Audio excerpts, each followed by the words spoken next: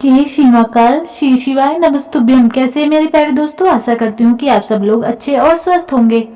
आज मैं आपके लिए लेकर आई हूँ कुछ ऐसे उपाय जो आपको करने हैं श्राद्ध पक्ष की एकादशी तिथि को। यह उपाय बहुत ही अच्छे हैं और इनसे आपके पितरों को मोक्ष की प्राप्ति होगी।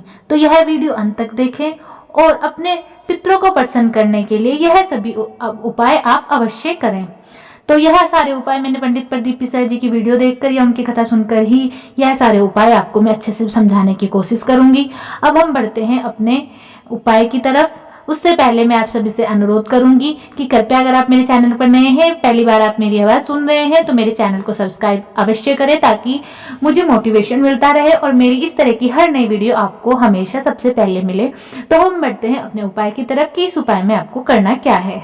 अब हम बढ़ते हैं अपने पहले उपाय की तरफ। इसमें लेना है आपको थोड़ा सा आटा, यानी जो 2 चुटकी आटा ही आपको बस इसमें लेना है, ज़्यादा आटा नहीं लेना है। आप यह आटा एक कटोरी वगैरह में किसी में भी बर्तन में रख लें। फिर यह जो उपाय है यह आपको जो भी पितरों के जो भी दिन बचे हुए हैं, जो भी श्राद्ध पक्ष के दिन बचे हुए हैं, किसी भी दिन यह उपाय कर सकते हैं, लेकिन इस उपाय को आप एकादशी के दिन अवश्य करें। इससे हमारे पितरों की तृप्ति होती है। तो हमें इस उपाय में क्या करना है, जैसे हमने थोड़ा सा आटा ले लिया, यानी 2 चुटकी मतलब 2 चम्मच के बराबर आटा ले लेना है। यह उपाय सुबह 10 से 12 बजे के बीच में करना है। इस उपाय में आपने आटा ले लिया। आटा लेने के बाद आपको जाना है, आपका जो भी मेन डोर है, मेन गेट है, उसके पास, ठीक है। जैसे ही आप अंदर की तरफ एंटर करते हैं ऐसे आपको बैठ जाना है और जो आटा आपके पास है उसकी एक एक चुटकी आपको दोनों साइड, दाईं साइड भी अपने गेट की और बाईं साइड भी आपको पितरों का स्मरण करते हुए यह आटा आपको वहां पर रख देना है। अब एक और बात है जो बहुत ध्यान देने वाली है कि बाई चांस अगर जहां पर आप ये आटा डालते हैं वहां पर कोई चींटी वगैरह नहीं आती है जो इस आटे को खा ले, तो यह प्रश्न मन में आता है कि भाई अब अगर हम डेली इस उपाय को करेंगे तो पहला आटा भी वहीं पर पड़ा रहेगा, तो दूसरे आटा कैसे डालें। तो आपको क्या करना है, सुबह ही उस आटे को अगर चींटियों ने नहीं खाया तो वहां से उठा लेना है और जहां पर भी चींटियां हों वहां पर डाल देना है। और फिर अगले दिन सेम इसी तरीके से आपको यह उपाय कर लेना है। इससे आपके पितर तृप्त हो जाएंगे और आप पर हमेशा प्रसन्न रहेंगे। पितरों का आशीर्वाद हमेशा आप पर बना रहेगा। तो यह उपाय बहुत ही सरल है, इसे अवश्य करें। इस उपाय से हमारे जो पितर हैं उनको तृप्ति मिलती है, यानी वो तृप्त रहते हैं।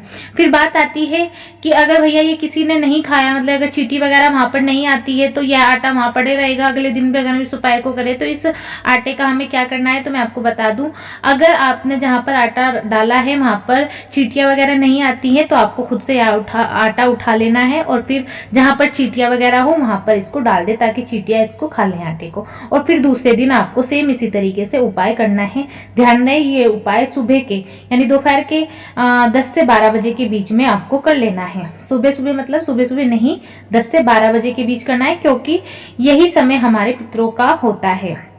तो मैं आशा करूंगी कि आज आपको यह उपाय अच्छे से समझ में आ गया होगा। अब बढ़ते हैं हमारे दूसरे उपाय की तरफ। आपको लेना है एक तांबे का लोटा। ध्यान रहे कि इस उपाय में आपको सिर्फ तांबे का ही लोटा ले लेना है। फिर उसके बाद आपको लेना है एक बेलपत्र।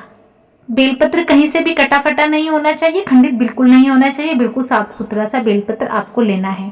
फिर जो आपके पास तांबे का लोटा है उसमें लेना है आपको जल। जल आपको कहाँ से भरना है, आपको मैं अपनी हर वीडियो में बताती हूँ कि जहाँ पर हम पीने का पानी रखते हैं, मटका रखते हैं, वहां पर हमारे पितरों का स्थान होता है। तो यह जल हमें वहां से ले लेना है। हो सके तो 1-2 बूंद आप इसमें गंगा जल की भी डाल लें, नहीं तो कोई जरूरी नहीं है। फिर उसके बाद आप इसमें क्या करना है कि जो बेलपत्र आपके पास है वह बेलपत्र इसी लोटे में आपको डाल लेनी है। मतलब जो लोटा है इसमें जल डाल लिया, फिर आप इसमें वह बेलपत्र डाल लें, एक बेलपत्र।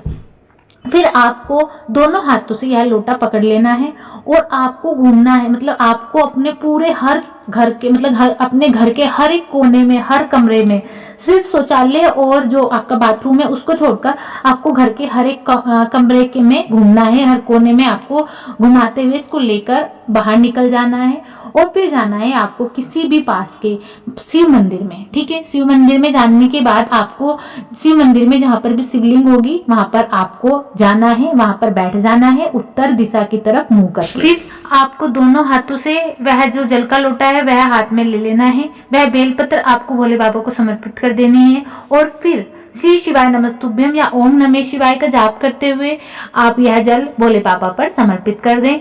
तो यह जो जल आप समर्पित करेंगे यह सीधा आपके पितरों को मिलेगा और इससे आपको बहुत ही पुण्य मिलेगा, क्योंकि यह करने से आपके पितरों को का तर्पण होगा, वह तृप्त हो जाएंगे और आपको मनवांछित फल देंगे। यह एक बहुत छोटा सा उपाय है, बहुत लाभकारी उपाय है। यह पंडित प्रदीप मिश्रा जी ने अपनी इलाहाबाद वाली कथा में बताया था, जिसको मैंने अच्छे से समझकर सुनकर आपको समझाने की पूरी कोशिश करी है। आशा करती हूँ कि अच्छे से आपको समझ में आई होगी।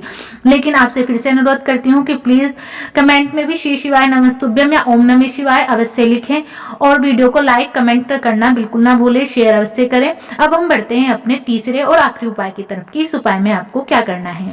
तो सबसे पहले इस उपाय में चाहिए आपको एक पीपल का पत्ता। ठीक है, पीपल का पत्ता आपने ले लिया, उसे अच्छी तरीके से आप धुल लें। एक तांबे का लोटा, तांबे के लोटे में आप अपने घर से जल भर लें, जो भी आपके पास मटके वगैरह में आप पीने का पानी रखते हैं। आपको मैं बार बार बता रही हूँ कि आप ज्यादातर पीने का पानी जहाँ रखते हैं वहीं से जल लें। फिर उसके बाद आपको क्या करना है कि आपको बनानी है खीर। क्या तो आप खीर बना लें, क्योंकि अगर आप बाहर से भी कोई भी मिठाई वगैरह खरीदते हैं तो कोई गारंटी नहीं होती है कि वह गाय के दूध से ही बनी हुई है। बाहर बहुत मिलावट की मिठाइयाँ मिलती हैं। तो मैं आपसे यही अनुरोध करूंगी कि पर्सनली तौर पे आप खीर बना लें। खीर सबसे ही बेस्ट है अगर आप खुद से घर में बना रहे हैं। फिर आपको क्या करना है कि जो आपके पास पीपल का पत्ता है उस पीपल के पत्ते पे वह खीर आपको रखनी है और आपको पहुंच जाना है पास के किसी भी पीपल के पेड़ में और वह साथ में जल का लोटा भी आपको लेकर जाना है। ठीक है, फिर पीपल के पेड़ के पास आपको जाना है 10 से 12 के बीच में, यानी दोपहर को 10 से 12 के बीच में, क्योंकि यह समय हमारे पितरों का समय होता है। आप वहां पर पहुंच के फिर आपको वहां पर जैसे आप खड़े होंगे तो आपको ध्यान रखना है कि आपको खड़ा होना है दक्षिण दिशा की तरफ मुंह करके। आपकी जो फेस की जो डायरेक्शन होनी चाहिए वह होनी चाहिए साउथ की तरफ। ठीक है, साउथ डायरेक्शन में आपका फेस होना चाहिए। आपको वहां पर इस तरीके से खड़ा हो जाना है और फिर आपको वह जल वहां पर समर्पित करना है। और यह जो आप पीपल के पत्ते पे जो खीर लेकर गए हैं यह भी आपको पीपल के पेड़ के नीचे रख देनी है और अपने पितरों से अनुरोध करना है कि वह इसे ग्रहण कर ले और यह उनके लिए आपने जो भोग प्रसाद जो भी बनाया है यह उनको समर्पित हो जाएगा और इससे आपके पितरों की तृप्ति होगी और आपके पितर खुश हो जाएंगे। तो ध्यान रखें, जैसे कि आप सभी को ही पता है कि हमारे पितरों को भूख प्यास समय समय पर लगती रहती है और ऐसे बहुत सारे कार्य होते हैं कि जिनके ना करने से वह हमसे नाराज हो जाते हैं। तो अगर आप इस उपाय को करेंगे तो देखना आपके घर में कितनी सुख समृद्धि आएगी, उन्नति होगी। आपके घर में जो काम नहीं बन रहे वह सारे बनेंगे। तो यह सारे उपाय पंडित प्रदीप मिश्रा जी की कथा से सुनकर बताए हैं। आशा करूंगी कि आप सबको यह उपाय बहुत अच्छे से समझ आए होंगे। अगर कोई उपाय आपको समझ में नहीं आ रहा है या कोई डाउट मन में है तो आप मैसेज भी कर सकते हैं, कमेंट भी कर सकते हैं। मैं अवश्य उस उपाय का या मतलब जो भी आपकी प्रॉब्लम होगी उसे अवश्य सुनूंगी और उसका रिप्लाई भी करूंगी। तो अभी के लिए श्री शिवाय नमस्तुभ्यम, जय श्री महाकाल।